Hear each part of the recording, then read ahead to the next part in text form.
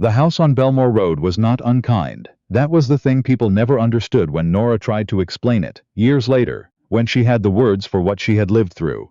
It was not a cruel house. The ceilings were high, the rooms were well proportioned. There was a garden at the back that caught the afternoon light in a way that made you stop, sometimes, and simply stand there, grateful for the fact of it. No, the house was not unkind. It was the silence inside it that was unbearable. The particular silence of a man who has decided, somewhere along the way, that you are furniture. She had married Carver Ellison in October of 1851, when she was 23 years old, and her father's debts were such that there were no longer any other options on the table. That was how her mother had phrased it. There are no other options on the table, Nora. You will think of your sisters. Nora had thought of her sisters. She had worn the ivory dress with the pearl buttons. She had stood in the church in Dunmore and said what was expected of her, and she had smiled when smiling was required, and she had come to live in the house on Belmore Road, and she had spent the first year of her marriage waiting to feel something that never arrived. Carver was not a violent man. She wanted to be clear about that, even in her own mind, because she had heard stories from other women, hushed, half-finished stories told in the back rooms of churches, that made her count her quiet blessings. He did not raise his hand. He did not raise his voice, particularly. What he did was something harder to name, and therefore harder to survive. He looked through her. He spoke to her in the tone you might use to address a moderately competent servant. He made decisions. About the house, about money, about where they would spend Christmas, and whether they would accept the Hargrove invitation, without consulting her, and then acted mildly surprised when she seemed to have opinions, as though opinions were a strange hobby she had developed, like collecting beetles. She had learned, over the course of 5 years, to make herself smaller than she was. This is a thing women learn so gradually that they often don't notice it happening. One day you stop mentioning the book you've been reading, because his eyes go distant when you speak about books. Another day you stop offering your view on the tenant situation, because he has already solved it, apparently, or so he says, though the solution seems to involve your particular suggestion repackaged as his own idea 3 days later. You stop, and then you stop stopping, because eventually there is nothing left to stop. You have become a very quiet, very efficient ghost, who manages a household and is thanked for none of it. The night it happened was in March, when the cold still had teeth. Carver had 2 friends from his commercial dealings in Fredericksburg, a man named Holt and a man named Pennick, who came to the house on Belmore Road twice a year to drink his bourbon and conduct what they called business. Though in Nora's experience, the business portion of the evening lasted approximately 40 minutes, and the remaining 3 hours were dedicated to reminiscing about their university days and making pronouncements about the state of the nation. She fed them. She arranged the room. She left them to it, as she always did, because Carver preferred her to make herself scarce once the glasses were poured, and she had long since stopped asking why. She had meant to go upstairs. She had, in fact, reached the first landing before she realized she had left her mending basket in the small sitting room adjacent to the study, where the men were gathered. The door was not quite closed. She could hear the fire and the clink of glass, and the comfortable, sprawling quality of men who believe themselves entirely alone. She keeps a fine house, Pennick was saying. I'll grant you that. She does, said Carver. There was something in his voice that made Nora go still on the staircase landing. A flatness, the tone of a man describing a piece of competent machinery. Does she know about the Dunmore property? Holt asked. No, said Carver, and she won't. It's mine. The whole matter is mine. She has what she needs. She doesn't ask questions. There was a pause. Then Pennick said, laughing a little, useful quality in a wife. The most useful, said Carver. Honestly, a man couldn't ask for better. She manages everything, bothers me with nothing, and expects nothing in return. It's the perfect arrangement. You make it sound like a business contract, said Holt. Isn't that what it is? Said Carver. And he laughed, easy and low, and the other 2 laughed with him, and Nora stood on the staircase landing with her hand on the banister and felt something go very quiet inside her. Not breaking. Not the sharp sensation she might have expected. Something slower than that. Something like a tide going out. She went back down the stairs. She retrieved her mending basket from the sitting room. She went up to the bedroom and sat on the edge of the bed and did not mend anything. She sat there for a long time. The fire in the grate burned down. She did not add wood to it. Isn't that what it is? She thought about the morning she had arrived at this house as his wife, with her 2 trunks, and her mother's good wishes, and the particular terror of standing in someone else's hallway, and understanding that it was supposed to be yours now. She thought about the first winter, when the cook had left and she had learned to manage the kitchen herself, because Carver said hiring someone mid-season was wasteful. She thought about the garden, which she had planted from nothing, which was now the most beautiful garden in the county, which people mentioned when they called. "Your wife keeps a remarkable garden, Ellison." And Carver would say yes, she does, in that proprietorial way, as though the garden were an investment that had performed better than expected. She thought about the Dunmore property. She did not know what the Dunmore property was, exactly. But she knew that there were things she did not know. There had always been things she did not know, and she had allowed herself, over 5 years, to believe that what she didn't know didn't concern her. Because that was what she'd been taught, and because knowing required asking, and asking required a courage she had slowly, steadily been bled of. She thought, I have been useful, I have been quiet, I have expected nothing in return, and she thought, he said it like it was a virtue in me. Like my smallness was the thing he valued most. She did not sleep. By 4 in the morning, when the house was fully dark and entirely still, Nora had made a decision. She did not think of it in grand terms. She did not stand at the window and make any kind of declaration. She simply understood, with a clarity that felt almost physical, that she could not continue to be the woman in this house. She did not know yet what she would be instead, but she knew that she had to leave before she forgot that there was an instead. She had been careful, these last 2 weeks, not because she had known this night was coming, but because something in her, some animal quiet instinct, had begun saving without knowing what it was saving for. She had kept back small amounts from the household accounts, which she managed, which Carver never examined closely, because examining things closely would have required paying attention. She had $43 in an envelope inside the pages of a volume of Wordsworth on her bedside table. Carver had never, in 5 years of marriage, opened that book. She also had her grandmother's brooch, which was gold, and which had been given to her at her wedding not as a gift but as a custody arrangement. This is yours, Nora, do you understand? Yours, not his. Her grandmother, Eliza Sutherland, had understood something about the nature of marriage that Nora had not, at 23, been old enough to receive properly.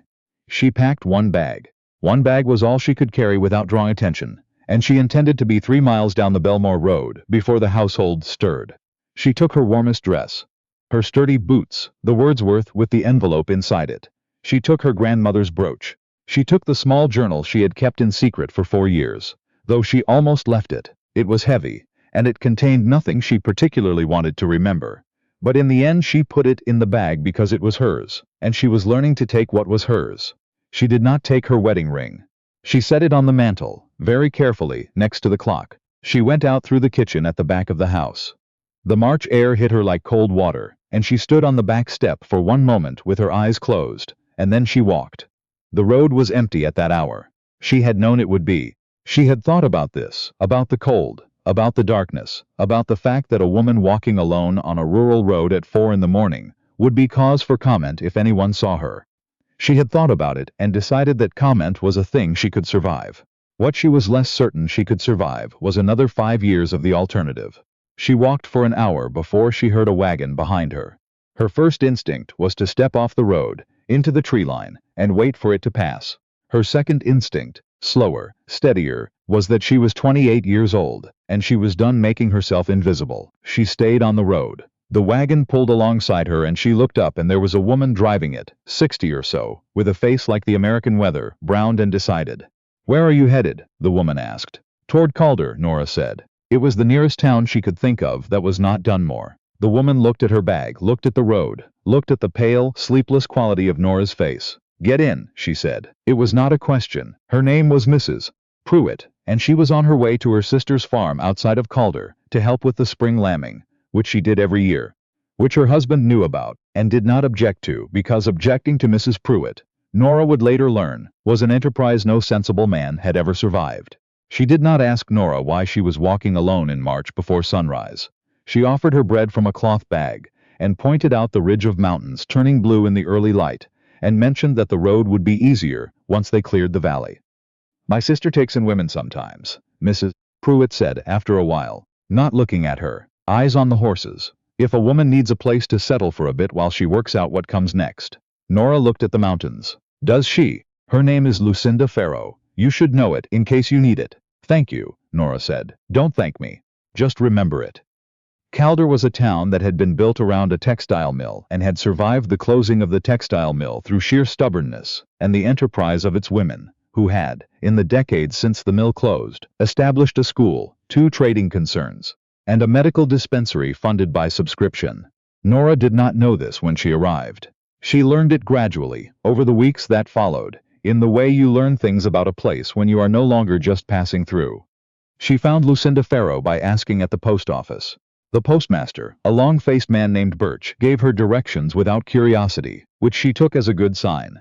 Lucinda Farrow lived in a white farmhouse at the end of a track lined with bare maples, and when Nora knocked at the door at mid-morning with 1 bag and a Wordsworth and $43 in an envelope, Lucinda Farrow opened it, looked at her, and said, "Come in, wash your hands.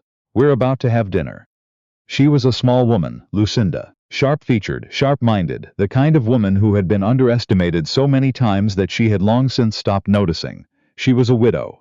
She had 3 daughters who lived nearby and came on Tuesdays.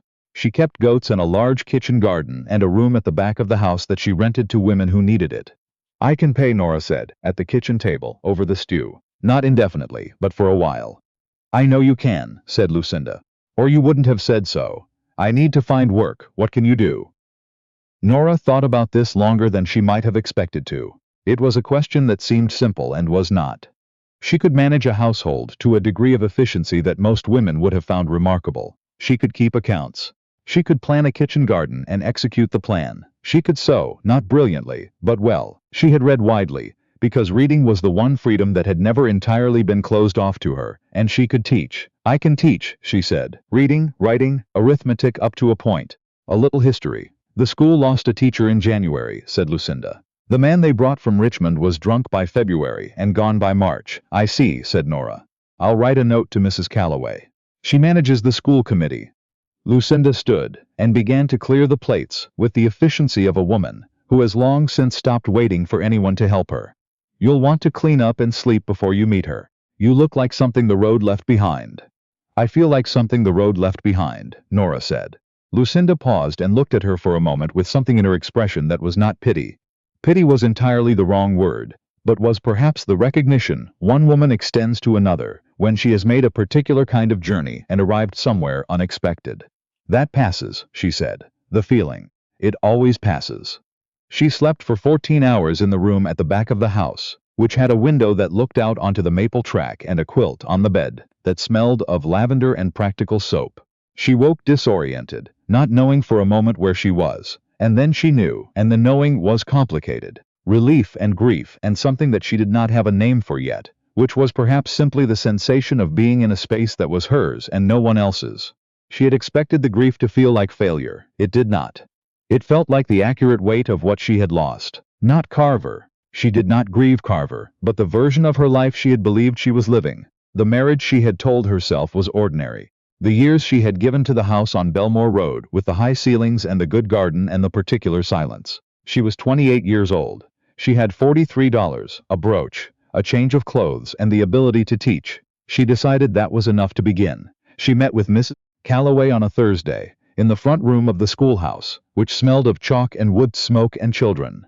Mrs. Calloway was a woman of perhaps 50, with the bearing of someone who had been refused things her entire life, and had stopped finding that fact surprising. She asked Nora a series of precise questions about her education, her methods, her patience with difficult students, and whether she had ever taught anyone who did not wish to be taught. "My husband," Nora said, before she could stop herself. Mrs. Calloway looked at her for a moment. Then she smiled, which rearranged her face entirely. "The position pays $12 a month. You'll have the room above the post office, which is not luxurious but is sound. The children range from 6 to 14, and some of them have not had a consistent teacher in 2 years.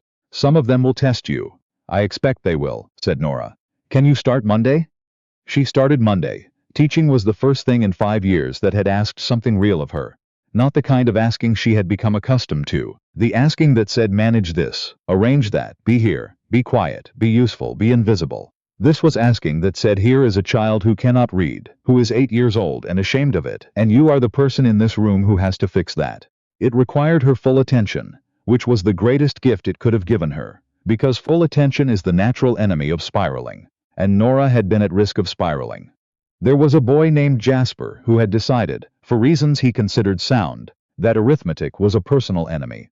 There was a girl named Polly who read so far above her grade that Nora had to find additional material, which she did by writing to a lending library in Fredericksburg, with the formality and specificity of someone who knew exactly what she needed. There was a pair of brothers, Eli and Thomas, whose father had died the previous winter, and who arrived every morning with the careful, slightly rigid quality of children, who are holding themselves together through sheer will, and whom Nora handled with the particular gentleness of someone who recognized the posture. She did not speak about her own situation. The women of Calder understood, in the way that communities understand things, that she had left somewhere and not returned, and they did not press her, which was its own kind of grace. Lucinda Farrow told her once, on a Tuesday when the daughters had come and gone, and left the kitchen smelling of coffee and warmth, that the important thing was not where you had been but what you did with the fact of having left. Easy to say, Nora said. Everything worth saying is easy to say, said Lucinda. Doing it is the other business entirely. Carver found her in May. She had known he might, though she had not spent time worrying about it, because worrying about things she could not control was an old habit she was in the process of discarding. He arrived on a Thursday afternoon when she was walking back from the schoolhouse, with a set of compositions under her arm. And he was standing at the gate of the room above the post office, and he was wearing his good coat, which meant he had thought about how he would appear. She stopped a few feet away and looked at him. Nora, he said. Carver, she said. There was a pause that lasted a long time. This is not, he said, and then stopped. He tried again. I want you to come home. She had thought sometimes about what she would feel when she saw him again. She had prepared herself for the complicated pull of the familiar. 5 years was a long time to live alongside someone, even someone who looked through you. She had prepared herself for anger. What she had not prepared herself for was the simple, clean absence of it. The way looking at him was like looking at a room she had moved out of. It had been a room, she had lived in it. That part was true and she had left.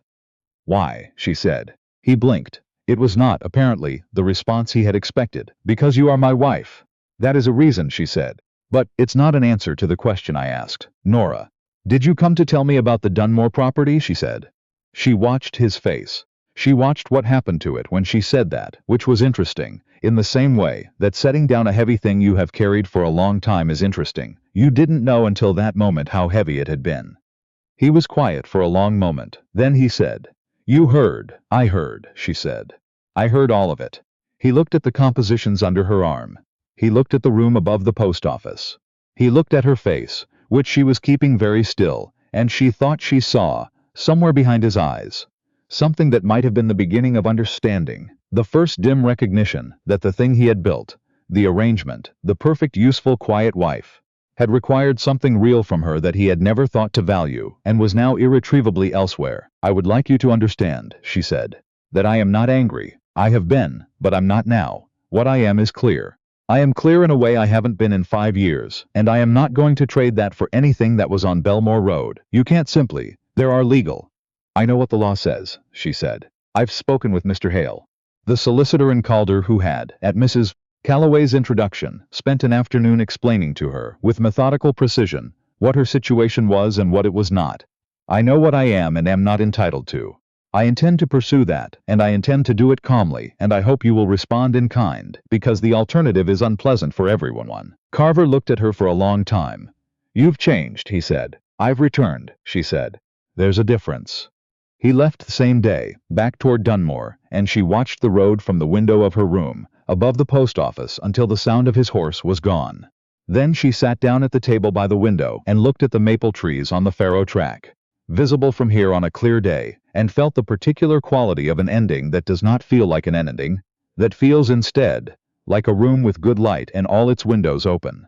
She taught at Calder for 3 years. In her second year with Mrs. Calloway's encouragement, she began holding a weekly class for women, for the wives and daughters who had not, in their own youth, had a Calder schoolhouse, and they came, cautiously at first, and then with the reliable warmth of people who have found something they have wanted for a long time. She taught them the things she knew. She taught them to keep accounts. She taught them to write letters of a specific, effective kind. Letters that said what they meant and asked for what they needed without apology. She bought the brooch back in her second year. She had pawned it in the first, when funds were uncertain, and she wore it on Sundays, which was the kind of small, private satisfaction that people who have never had to reclaim a thing for themselves sometimes underestimate. In the spring of her third year in Calder, a letter arrived from Mr. Hale, the solicitor. It was brief and specific and contained at the end a sum of money that represented her settlement from the legal proceedings, which had taken 2 years and been conducted at a distance with the measured patience of people who understand that some things cannot be rushed. The sum was not large. It was enough. She had a thought, that evening, sitting at the table by the window with the letter in her hand and the maple trees in the last light outside. She thought about the garden on Belmore Road, the one she had built from nothing, which people still mentioned, apparently, when they called at the house. She thought about what it meant to build something that outlasted your presence in it. She thought about the women in her evening class, and the girl Polly who now read Dickens for entertainment, and the brothers Eli and Thomas who had arrived rigid with grief, and who were these days simply boys who happened to have lost their father, carrying it still, as you always carry such things, but no longer held rigid by it. She thought, I have built things here that are mine, not because no one can take them, but because they live in other people now, and that is a kind of permanence that requires no deed of ownership.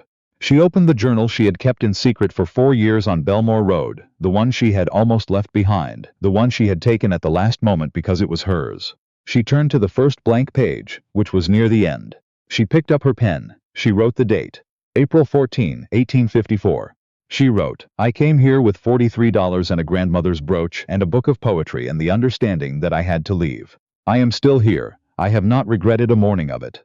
She closed the journal and left it on the table where the light could find it, and went to start the fire for supper, and the room filled slowly with warmth, and she let it.